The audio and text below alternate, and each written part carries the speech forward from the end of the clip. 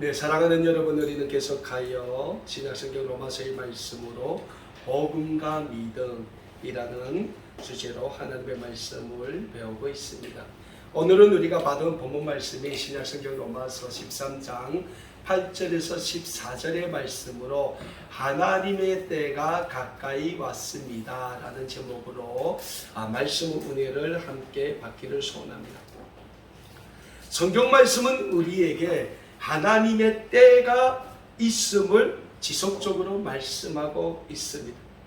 다시 말씀드리자면 하나님의 시작의 때가 있다면 하나님의 마지막 때도 분명히 있음은 성경은 우리에게 말씀하고 있습니다. 그리고 하나님의 때는 예수 그리스도의 인류 구원의 구속의 사역과 함께 진행되고 있음을 우리는 또한 알고 있습니다. 그래서 신약성경 요한계시록 22장 13절의 말씀에서 예수님은 우리에게 이런 말씀을 주고 있습니다. 나는 알파와 오메가요, 처음과 마지막이요, 시작과 마침이라고 예수님은 우리에게 분명히 말씀하고 있습니다. 그렇다면 사랑하는 여러분, 우리 인류를 향한 하나님의 시작의 때는 언제입니까? 당연히 창조주 하나님의 천지 창조의 사역이 그 시작이었다고 말씀드릴 수 있겠습니다. 아마도 창조주 하나님께서 우리 인류를 하나님의 형상대로 지으실 계획이 없었다면 하나님의 천지 창조의 위대한 사역도 없었을 것입니다. 그렇다면 아마도 온 우주는 지금도 공허와 무질서와 그로 인한 혼돈 가운데 있었을 것입니다. 구약성경 창세기 1장 1절 보면 태초에 하나님이 천지를 창조하시니라. 그리고 2절에 뭐랍니까? 하나님이 이 천지를 창조하기 전에 이 모든 우주 공간이 공허와 무질서 속에 있었다. 그런데 그 위에 하나님이 신이 운행했다고 분명히 말씀하고 있습니다. 그러니까 창조주 하나님의 천지 사역의 중심에는 우리 인류가 있었다는 거예요. 하나님의 온 우주 만물을 창조하시고 그 우주 만물을 다스릴 자로 하나님의 형상대로 우리를 만드시지 않습니까?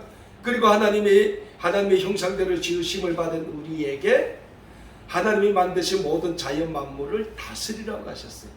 그 속에서 너희는 생육하고 번성하라고 했어요. 땅에 충만하라고 했어요.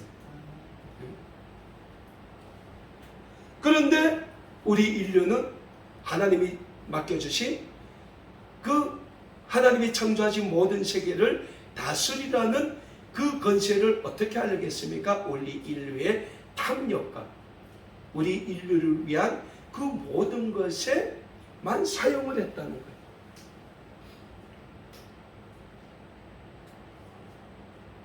자, 우리 인류가 하나님 앞에 죄를 짓습니다.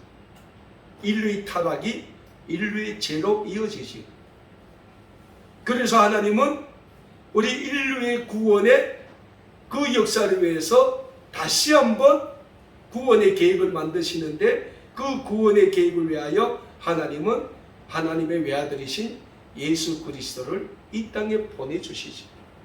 자, 근데 하나님의 아들이신 이 예수님은 하나님이 천지를 창조하시고 우리 인류를 창조하시고 우리 인류의 역사를 주관하시는 모든 그 가정에 같이 있었다는 거예요. 그래서 예수님이 요한계시록 창세기에서 뭐 나는 알파와 오메가요, 시작이자 마침이라고 말씀. 그러니까 예수님과 하나님과 시작부터 같이 하셨다는 거예요. 신약성경 요한복음 1장 1절에서 3절의 말씀에서는 우리에게 이런 말씀을 주고 있습니다. 태초에 말씀이 계시니라. 이 말씀이 하나님과 함께 계셨으니 이 말씀은 곧 하나님이시라. 그가 태초에 하나님과 함께 계셨고 만물이 그로 말미암아 지은 바 되었으니 지은 것이 하나도 그가 없이는 된 것이 없다고 요한복음 1장 1절에서 3절의 말씀에서는 우리에게 분명히 말씀하고 있는 것. 그리고 신약성경 히브리서 1장 1절과 2절의 말씀에서는 우리에게 어떤 말씀을 주고 있습니까? 옛적의 선지자들을 통하여 여러 부분과 여러 모양으로 우리 조상들에게 말씀하신 하나님이 이 모든 날 마지막에는 아들을 통하여 우리에게 말씀하셨으니 이 아들을 만유의 상속자로 세우시고 또 그로 말미암아 모든 세계를 지으셨다고 히브리서 1장 1절과 2절의 말씀에서는 우리에게 분명히 말씀하고 있는 겁니다. 뭡니까? 예수님은 하나님과 인류의 모든 역사, 하나님의 천지창조의 그 역사부터 인류의 모든 역사를 주관해 오시고 계시는 분이시라는 거예요. 그래서 하나님의 때에는 누가 같이 합니까? 예수님이 늘 함께 한다는 거예요. 사랑하는 여러분, 말씀을 통하여 알 수 있듯이 창조주 하나님은 우리 인류의 역사를 위하여 온 우주 만물을 아름답게 지으셨습니다. 그리고 창조자 하나님이 지으신 이 아름다운 자연 세계를 다스릴 권세를 우리 인간에게 부여해 주셨습니다. 그러나 우리 인류는 하나님이 부여해 주신 이 권한을 인류의 탐욕과 경쟁의 도구로 사용했다는 거예요. 무엇보다 하나님이 창조 세계를 다스릴 권세를 부여받은 우리 인류의 첫 조상인 아담과 하와가 하나님 앞에서 불순종의 죄를 범함으로 인해 우리 인류는 역사 그 자체가 타락의 길, 범죄의 길을 걷게 되었다는 겁니다. 뭡니까? 우리 인류의 첫 조상인 아담과 하와의 범죄는 우리 인류의 역사를 하나님 앞에서 범죄의 역사로 만들어 놓는 계기가 되었다는 것. 그래서 신약성경 로마서 3장 23절의 말씀에서 사도 바울은 우리에게 무슨 말씀을 줍니까? 모든 사람이 죄를 범하였음에 하나님의 영광에 이르지 못하였다고 말씀하고 있는 것. 결국 하나님께서는 범죄한 우리 인류를 위한 구원의 계획을 세우십니다. 그리고 하나님은 우리 인류의 구원을 위하여 하나밖에 없는 독생자 예수 그리스도를 이 세상에 구원의 주님으로 보내주시게 되었으며, 하나님의 독생자 예수 그리스도는 이 세상에 오셔서 십자가의 구속의 은혜로 범죄한 우리 인류에게 하나님께로 다시 돌아갈 수 있는 구원의 길을 열어주시게 된 것입니다. 그리고 그 하나님의 구원의 은혜를 신약성경 요한복음 3장 16절과 17절 말씀에서는 이렇게 말씀하고 있는 겁니다. 하나님이 세상을 이처럼 사랑하사 독생자를 주셨으니 이는 그를 믿는 자마다 멸망하지 않고 영생을 얻게 하려 하심이라. 하나님이 그 아들을 세상에 보내신 것은 세상을 심판하려 하심이 아니요 그로 말미암아 세상이 구원을 받게 하려 하심이라. 사랑하는 여러분, 하나님의 아들 예수 그리스도께서 이 세상에 오셔서 우리 인류의 구원을 위하여 십자가에 달려 죽으시고 부활하신 그 사건이 하나님이 우리 인류를 위한 구원의 첫 시작이 된 거예요.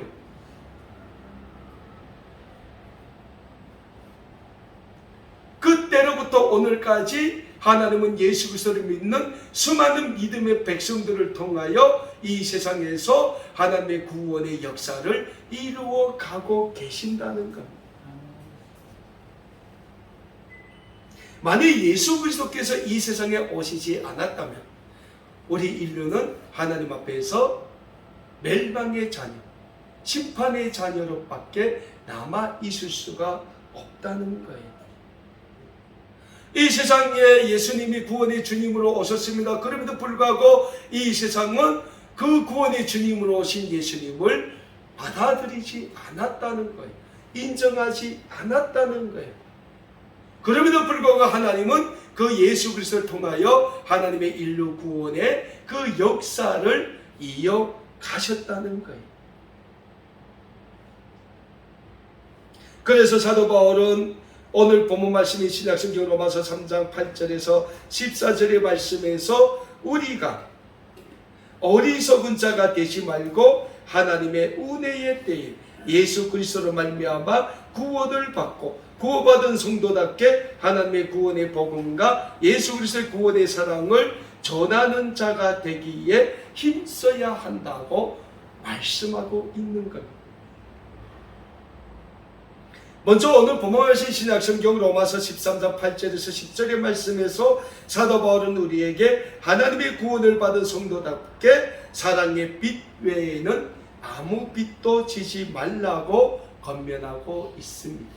오늘 본문 말씀 8절에서 10절의 말씀은 제가 다시 한번 읽습니다. 피차 사랑의 빛 외에는 아무에게든지 아무 빛도 지지 말라. 남을 사랑하는 자는 율법을 다 이루었느니라. 간음하지 말라, 살인하지 말라, 도둑질하지 말라, 탐내지 말라 한 것과 그 외에 다른 계명이 있을지라도 내 이웃을 내 자신과 같이 사랑하라 하신 그 말씀 가운데 다 들었느니라. 사랑은 이웃에게 악을 행하지 아니하나니 그러므로 사랑은 율법의 완성이니라 라고 사도 바울은 말씀하고 있습니다. 그러니까 사도 바울이 오늘 본문 말씀 8절에서 말씀하고 있는 사랑의 빛은 예수 그리스도께서 우리를 사랑하시어 십자가에서 못 박혀 죽기까지 하시면서 우리를 사랑하신 하나님의 그 사랑으로 우리의 이웃을 위하여 헌신하며 섬기라는 말씀의 뜻이 담겨져 있는 것입니다.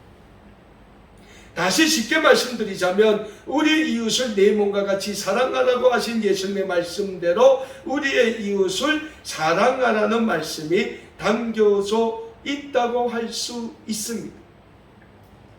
신약성경에 보면 고린도전서라는 말씀이 있어요. 그 고린도전서 13장의 말씀을 보면 그 고린도전서 13장의 말씀은 사랑에 대해서 기록하고 있어요. 그래서 많은 기독교인들이 고린도전서 13장의 말씀을 사랑장이라고 부르고 있습니다. 그런데 그 고린도전서 13장의 맨 마지막 사랑에 대하여 쭉 말씀하며 마지막 13절에 이런 말씀을 하고 있습니다. 그런즉 믿음, 소망, 사랑 이 세 가지는 항상 있을 것인데 그 중에 제일은 사랑이라고 말씀하고 있습니다. 그러니까 이 세상의 모든 불의와 완악함까지도 예수 그리스도의 사랑만 있으면 우리는 이겨나갈 수 있게 되며 오직 예수 그리스도의 사랑으로 이 세상을 아름답게 변화시켜 나갈 수 있게 된다는 영적인 진리를 우리는 늘 우리의 삶에 새기고 이 세상을 살아가야 된다는 거예요. 이 세상에 모성애라는 말이 있습니다. 자식에 대한 부모의 사랑이 그렇게 강하다는 거예요. 부성이란 말은 없잖아요. 그러나 모성이란 말은 있단 말이죠. 우리가 우리의 자녀들을 그렇게 내 몸과 같이 내 생명과 같이 사랑하듯 하나님은 우리를 그렇게 사랑하셨다는 거예요.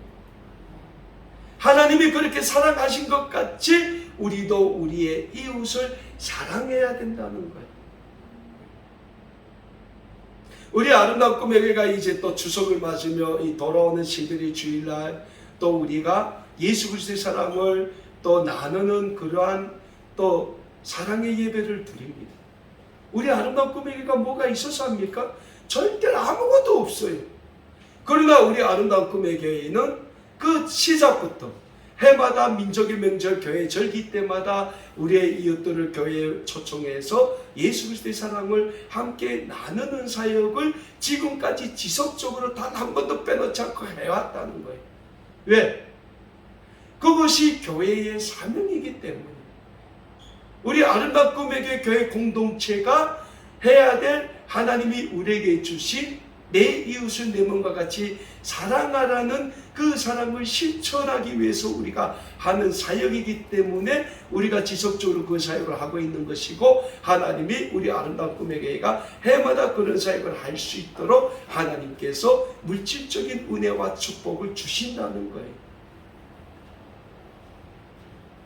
나아가 우리는 우리 자신이 또 우리가 살고 있는 우리 고요 3단지 아파트 6단지 아파트에 있는 우리 주변에 있는 우리 고향에서 온 부모 형제 자매들을 그러한 하나님의 사랑으로 품고 기도하고 그들을 섬기는 사랑을 우리가 또 실천을 해야 된다는 거예요.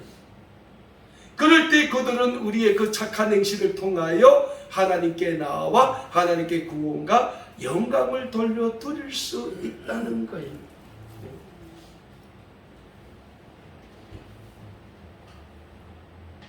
사랑하는 여러분, 우리 아름다운 꿈에게 모든 믿음의 가족 여러분들, 우리 모두가 오늘 로마서 13장 8절에서 10절의 말씀에서 사도 바울이 말씀하신 것처럼 예수 그리스도의 그 아름다운 사랑으로 이 세상의 모든 불의와 완악함과 그 타락함과 그 도덕적 해이까지 이겨나감으로 온전히 이 세상을 예수 그리스도의 아름다운 구원의 세상으로 변화시켜 나가는데 마음껏 쓰임받을 수 있는 모든 하나님의 그 구원의 그 중보자들이 다 될 수 있기를 간절히 축원합니다.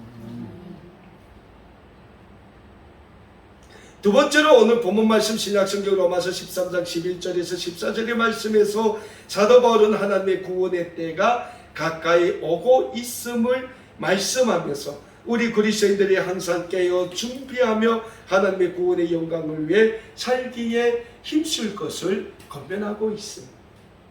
오늘 본문 말씀이 로마서 13장 11절과 14절의 말씀입니다. 또한 너희가 이 시기를 알거니와 자다가 깰 때가 벌써 되었으니 이는 이제 우리의 구원이 처음 믿을 때보다 가까이 왔습니다.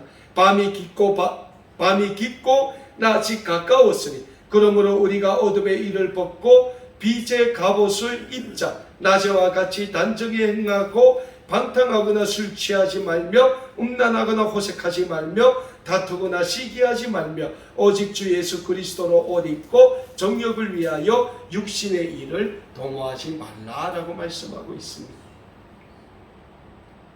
오늘 본문 말씀이 로마서 13장 11절의 말씀에서 사도 바울은 로마에 있는 초대 그리스도의 공동체 구성원들에게 예수 그리스도의 구원의 때가 가까이 왔다고 말씀하고 있습니다. 우리가 잘 알고 있지만 초대교회 당시 역사를 살펴보면 기독교에 대한 로마의 박해와 유대교의 박해가 얼마나 심했습니까? 그래서 당시 초대교회 그리스도인들은 곧 다시 오실 것이라고 말씀하신 예수 그리스도의 그 말씀이 하루속히 이루어지기를 간절히 기도하는 성도들이 많이 있었다는 거예요. 다시 말씀드리자면 예수님의 재림의 때인 하나님의 마지막 때를 초대교회 성도들은 간절히 기다리고 있었다는 거예요. 왜?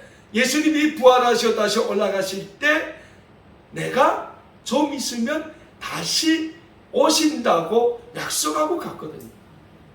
그리고 로마 정부의 박해, 유대교의 박해가 너무나도 심했기 때문에 그들은 다시 오시겠다고 약속하신 그 예수님이 다시 재림의 주님으로 오실 것을 간절히 원하고 있었다는 거예요. 사랑하는 여러분, 오늘 우리도 마찬가지입니다. 우리는 늘 예수님이 다시 오시겠다고 약속하신 그 재림의 신앙을 우리가 가지고 있어야 돼요. 근데 너무 재림에 빠지면 안 돼요. 왜? 예수님이 우리에게 뭐라고 했습니까? 그때와 시기는 아무도 모른다고 했어요. 누가 안다고 했어요? 하나님만이 아신다고 했어요. 저는 그때 없었는데 1980년대입니까? 대한민국의 그 재림 사건으로 이거 유명한 사건이 있었다 하더라고요. 그래서 이모이라는 목사가 예수님이 어느 날에 오신다 해가지고 많은 사람들이 자기 집 팔고 재산 다 팔고 그 목사한테 겠다 바치고 그 목사가 어느 날 어느 장소에 예수님이 온다 해서 수많은 사람들이 그룹대같이 거기 모여 있었다는 거예요. 근데 예수님이 왔습니까? 안 왔다는 거예요. 왜? 그 때와 그 시기는 우리가 몰라요. 예수님이 분명 말씀하셨어요. 그 때와 그 시기는 오직 하나님만이 아신다는 거예요. 우리는 오직 하나님이 예수 그리스도를 통하여 우리에게 구원의 그 은혜를 베풀어 주실 그 구원의 때를 간절히 사모해야 된다는 거예요.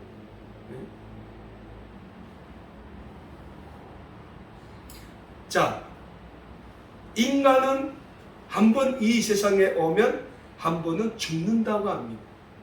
그래서 성경에 뭡니까? 너는 흙으로 왔으니 흙으로 갈 것이라고 말씀하시겠어요. 한 번은 죽어요. 100세 인생이라도 그러면 100세 살고는 죽는다는 거예요. 많은 사람들이 죽으면 끝나지. 절대 아닙니다.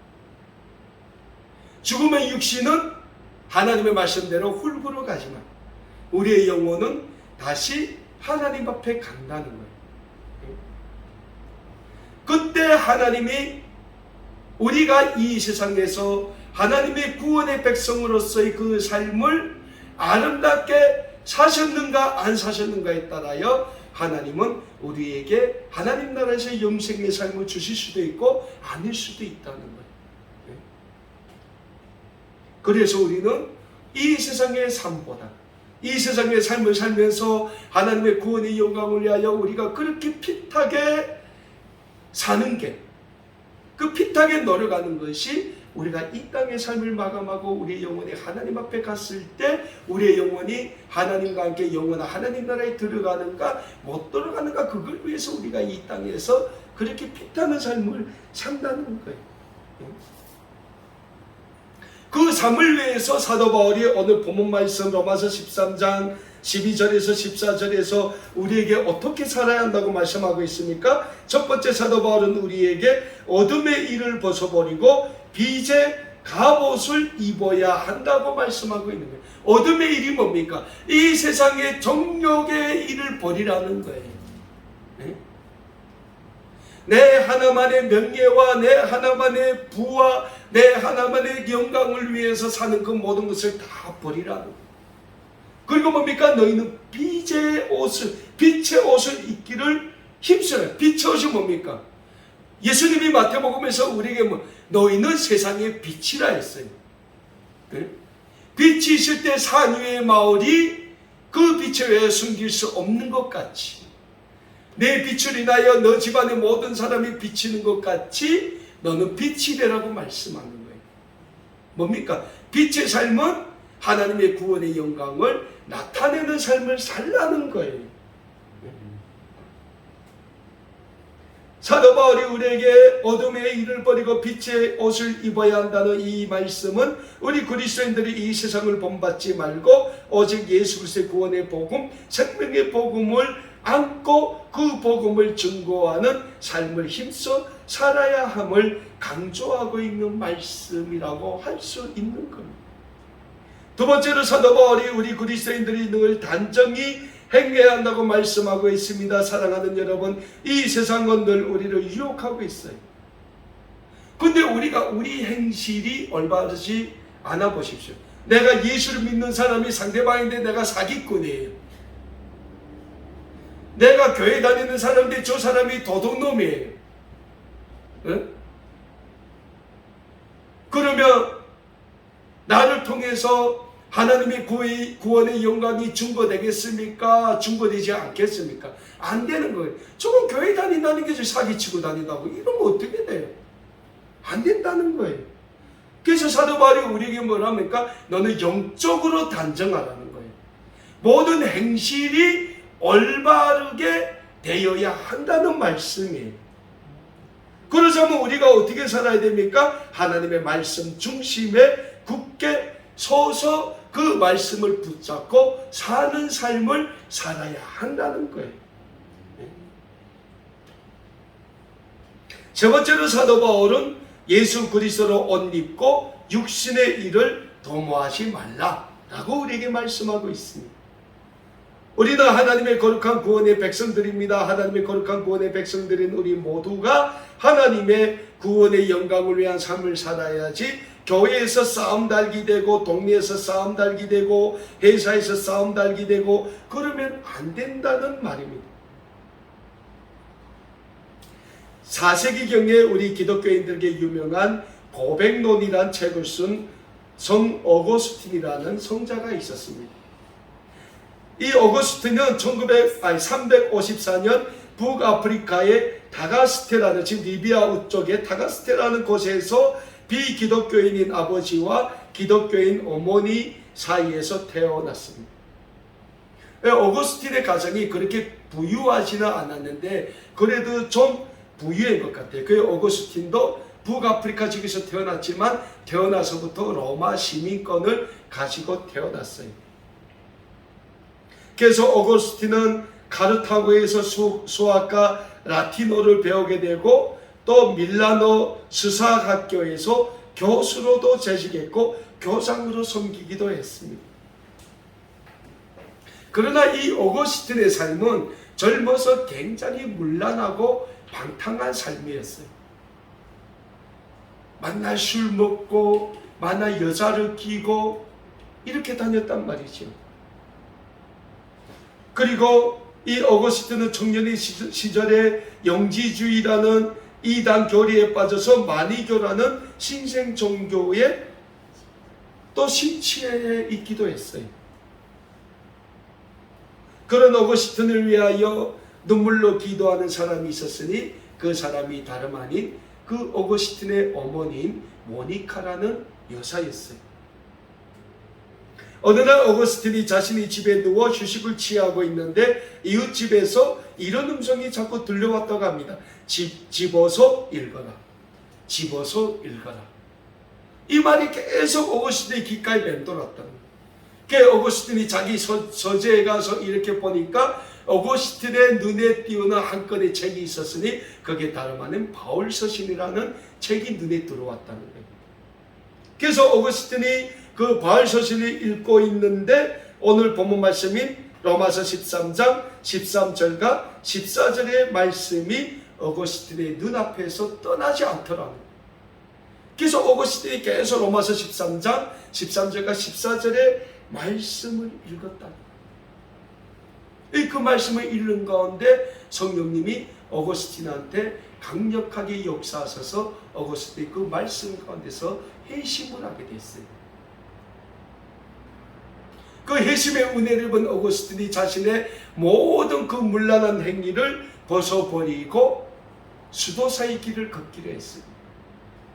그 다음부터 오거스틴은 예수 그리스도의 그 복음을 증거하기 위하여 많은 책들을 썼고 많은 영적인 훈련을 했어요. 그 오거스틴이 많은 책을 썼는데 그 책에서 오늘도 우리 기독교인들에게 많은 영적인 영감을 주고 있는 책이 있는데 그 책이 고백론이라는 책입니다. 사랑하는 여러분, 하나님의 말씀은 살아 생명력 있고 그 역사의 힘이 있다고 성경은 우리에게 분명히 말씀하고 있습니다. 우리의 이 세상에서 모든 삶에 있어서 가장 영적인 에너지가 있어요. 우리가 사람이 살자면 뭘 먹어야 됩니까? 밥을 먹어야 돼요. 밥이 우리 사람이 이 세상을 살아가는데 영적인 에너지를 주지 않습니까? 우리 그리스도인들이 이 세상을 사는데 가장 중요한 영적인 에너지가 뭡니까? 하나님의 말씀이라는 거예요. 그래서 우리 그리스도인들은 말씀을 떠나서는 결코 살 수 없다는 거예요. 말씀을 통하여 하나님은 우리를 구원해 주시고 우리에게 구원과 회복의 은혜를 주신다는 거예요. 신약성경 고린도후서 6장 1절과 2절의 말씀에서는 우리에게 이런 말씀을 주고 있습니다. 우리가 하나님과 함께 일하는 자로서 너희를 권하노니 하나님의 은혜를 헛되이 받지 말라. 이르시되 내가 은혜 베풀 때에 너에게 듣고 구원의 날에 너를 도왔다 하셨으니 보라 지금은 은혜 받을 만한 때요 보라 지금은 구원의 날이로다. 네? 사랑하는 여러분, 하나님이 우리에게 구원의 은혜를 주실 때가 있습니다. 그 때를 우리는 놓치면 안 돼요. 그 때에 우리는 하나님이 주시는 구원의 은혜를 받기 위하여 노력해야 돼요. 우리가 노력할 때 하나님은 어느 말씀에서 뭐라고 말씀하십니까? 구원의 날에 내가 너를 도왔다. 우리를 도우신다는 거예요. 여러분, 내가 지금 교회 다니는데 내가 구원 받았는지 안 받았는지 모르겠다? 말씀 앞에 가십시오. 그리고 말씀을 보면서 하나님 나를 다시금 구원해 주십시오. 기도하십시오. 그러면 우리를 도우시겠다고 약속하신 하나님께서 우리를 도와주십니다. 어거스틴이 집에서 생각 없이 휴식하는데 귓가에 무슨 소리가 들렸습니까? 집어서 읽으라는 말씀이 계속 들렸다는 거예요. 그래서 어거스틴이 이 책이나 읽자 해가지고 서재에 가서 그 많은 책들이 있는데 그 많은 책들을 뭐 읽을까 보는데 바울 서신이 딱 눈에 들어왔다는 것이잖아요. 그 바울 서신이 얼마나 많습니까? 그 많은 바울 서신을 읽는데 오늘 본문 말씀이 로마서 13장 13절과 14절의 말씀이 어거스틴 눈에서 떠나지 않더라는 거예요. 왜? 어거스틴의 삶과 똑같잖아요. 방탕하고 문란하고 도덕적으로 해이하고, 근데 그렇게 하지 말라는 말씀이에요.